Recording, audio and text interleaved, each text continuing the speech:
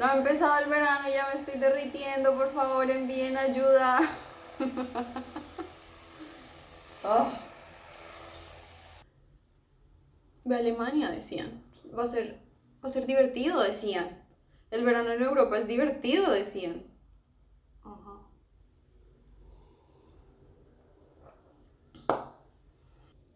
Si vas caminando por la calle y te encuentras a alguien a quien no ves hace más de 10 años, muchas de sus células han sido reemplazadas por unas nuevas. Eso quiere decir que en gran parte esa persona es distinta a la persona que crees que conociste. Entonces, pues no tienes por qué saludarla, ¿no? Digo, yo no la saludaría. Todo esto empezó en el 2005 cuando The New York Times publicó un artículo en el que afirmaban que las células de nuestro cuerpo se regeneran por completo cada 7 años. Esto según unos estudios de unos científicos en Suiza. Y sí, siempre son unos científicos en Suiza. Si nos ponemos a hablar sobre las políticas del mundo académico nos daría como para 50 videos más, pero yo confío en que ya habrá tiempo para eso. Por ahora vamos a hablar de nuestras células. Bueno, resulta que esa afirmación de The New York Times no es tan así, ¿sí? Lo que pasa es que sí, nuestro cuerpo se está regenerando constantemente, pero hay algunas células que están con nosotros desde que nacemos hasta que nos morimos. Hay otras que se regeneran cada par de días, otras cada par de meses, otras cada par de años y así. Esto lo que significa es que dentro de nuestro cuerpo hay células que tienen distintas edades y todas conviven al mismo tiempo. Sí, es como si estuviéramos viviendo en diferentes tiempos simultáneamente, pero siempre estamos de alguna manera completos. No sé si ¿Me expliqué o no me expliqué? Un ejemplo, un ejemplo, sí. Digamos, las células de mi intestino se están regenerando el día de hoy, pero eso no quiere decir que como se están regenerando el día de hoy, yo tenga que dejar de comer. No, mi cuerpo y mi intestino sigue funcionando como si nada, es decir, sus funciones están completas. Así, dentro de mí haya algunas células que están muriendo y otras naciendo en este momento. Mi cuerpo está funcionando como si nada. O sea, es una cosa impresionante.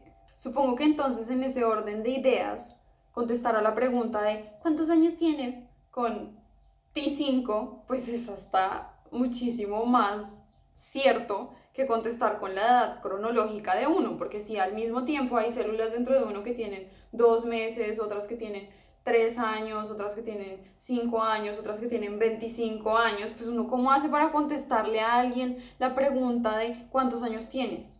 Qué pregunta tan difícil, o sea, conceptualmente es una cosa súper complicada de contestar. T5 es una respuesta súper metafórica, o sea, nuestras mamás y nuestras tías tienen razón, todos tenemos T5, de ahora en adelante tengo T5. Mucho gusto, tengo T5 años. Lo que más me llama la atención de todo este proceso biológico es la simultaneidad, como nuestras células, aun viviendo cada una en su propio tiempo, coexisten dentro de un conjunto que mantiene el mecanismo de nuestro cuerpo completo. Otro ejemplo de simultaneidad es el modo como nosotros recordamos, porque la memoria no necesariamente funciona en línea recta. Por ejemplo, digamos que ustedes le están contando a alguien la conversación que tuvieron con fulanito de tal el día de ayer. Y entonces, ¡pum!, le botan de una en que terminó la conversación. Y de repente, esta persona a la que ustedes le están contando dice, ¿qué carajos? ¿Cómo terminaron hablando de ese tema?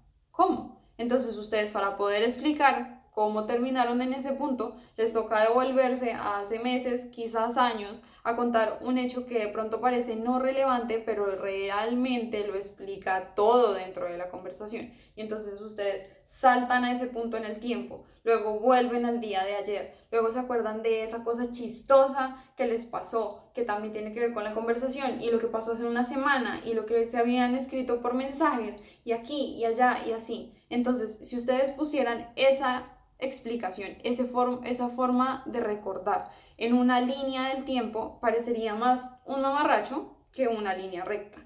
Y está bien, esa es una representación fidedigna del modo como nosotros recordamos, de la conversación que tuvieron ayer, del modo como funciona nuestro cuerpo, del modo como funciona nuestra vida, mejor dicho, todos estamos en términos generales confundidos, pero en orden. Y básicamente por eso es que todos mis autorretratos terminan así. Bueno, pero alguien podría preguntar, ¿y qué pasa con esas acciones repetitivas que funcionan como en loop, así como un GIF, que se repite y se repite y se repite? ¿No sería ese un ejemplo en el que esa simultaneidad de diferentes tiempos no existe? Esa es una muy buena pregunta. Hay un artista que se llama Teshin Sie, y qué pena, no sé cómo pronunciar el nombre, discúlpenme. Aquí les dejo el nombre. ¡Tarán! Él hizo un performance en el que cada hora durante un año marcaba en un reloj de esos como de fábrica, cada hora, tin, una hora, tin, otra hora, durante un año. Esto le significó a él que tuvo que cambiar todas sus rutinas en función de tener que estar despierto cada hora para marcar en el reloj. El performance se llama Time Clock y el registro son una serie de autorretratos fotográficos tomados cada hora. Al ver las imágenes de las primeras cosas que uno nota es precisamente la evidencia del paso del tiempo en su cuerpo, cómo cambia de una hora a otra, cómo cambia con el paso de los meses. Aunque sea una acción que se repite compulsivamente al mejor estilo de un GIF, cada vez que esta acción se repite es completamente distinta a la anterior. Es decir, no hay forma de escapar al cambio. Ni siquiera marcando cada hora durante un año podemos escapar al cambio dentro de nuestros cuerpos. ¿Sí ven? Todo el tiempo las cosas están cambiando. Y aún así todo sigue funcionando como si nada. El sol sale, vuelve y se esconde, vuelve y sale, vuelve y se esconde. Yo prendo el ventilador, vuelvo y lo apago, me derrito, no me derrito. Mejor dicho, estamos todo el tiempo regenerándonos un poquito, viviendo en distintos tiempos. Es una experiencia metafísica de nuestras células en la vida real. Bueno, necesito que el sol se oculte un ratico para ver si puedo terminar de grabar este video, por favor. Es muchísimo más sencillo estar dispuesto al cambio cuando uno está pasando por un momento de crisis. Porque básicamente si uno está triste y uno piensa las cosas van a cambiar, pues eso le genera a uno algo de alivio. En cambio, si uno está pasando por un muy buen momento en su vida o uno está viviendo una experiencia muy placentera, pensar las cosas en algún momento van a cambiar, por el contrario, puede ser un poco aterrador. Pero también vale la pena cuestionarnos qué tan maravilloso es siempre mantener estas experiencias buenas o placenteras en nuestra vida. Y para darles un ejemplo, hay una película que se llama Pleasantville, en la que dos jóvenes, que son hermanos, y abro paréntesis para decir que el actor es el actor de Spider-Man, de las Spider-Man de antes, y la actriz es la actriz de Legalmente Rubia, que sí, el que vio la película me entenderá. Y estos dos hermanos se teletransportan, se podría decir, dentro del televisor a una serie ambientada en los años 50, que es en blanco y negro, en la que se muestra una ciudad perfecta.